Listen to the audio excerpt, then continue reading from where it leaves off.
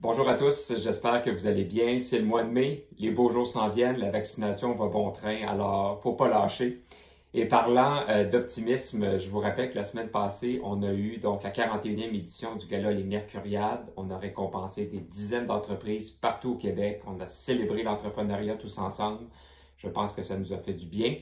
Et je salue particulièrement les deux entreprises de l'année Hydro-Québec, donc dans la catégorie PME, GHG SAT, et dans la catégorie grande entreprise, Pélican International. Je vous ai aussi déjà donné rendez-vous pour la 42e édition le 2 mai 2022. Alors à mettre à votre agenda et idéalement, évidemment, ce sera en présentiel. Pour avoir du succès en affaires, on a besoin, comme on le voit au Mercurial, d'un climat d'affaires acceptable et favorable.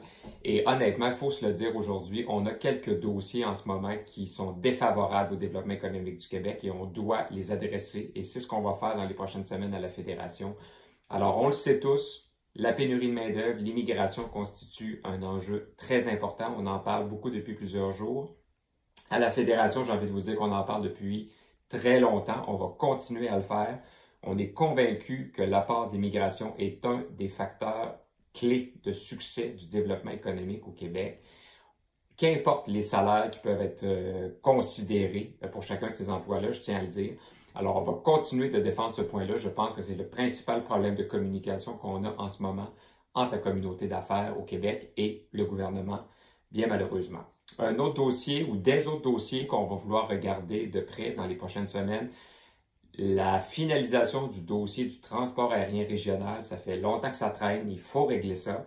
La finalisation aussi du dossier de réforme du système de santé-sécurité au travail, le fameux PL59. Et aussi l'implantation prochaine du service d'accompagnement Accès Entreprises Québec, un peu partout dans toutes les régions du Québec.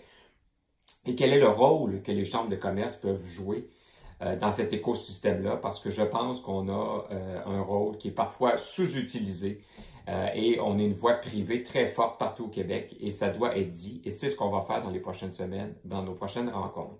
Je vous rappelle que la meilleure façon d'influencer le jeu politique et de contribuer à notre action, c'est de devenir membre. Alors, je vous remercie. Je remercie les milliers de membres de la Fédération, mais je vous invite aussi à vous joindre au mouvement si vous voulez contribuer avec nous au développement économique et à la relance du Québec. Je termine en vous mentionnant que le 20 mai prochain, donc dans quelques jours, on aura le gala annuel des chambres de commerce où on va justement reconnaître l'excellence dans notre réseau de plus de 130 chambres de commerce. Alors, je vous laisse là-dessus. Je vous souhaite une bonne fin de journée et à très bientôt. Merci.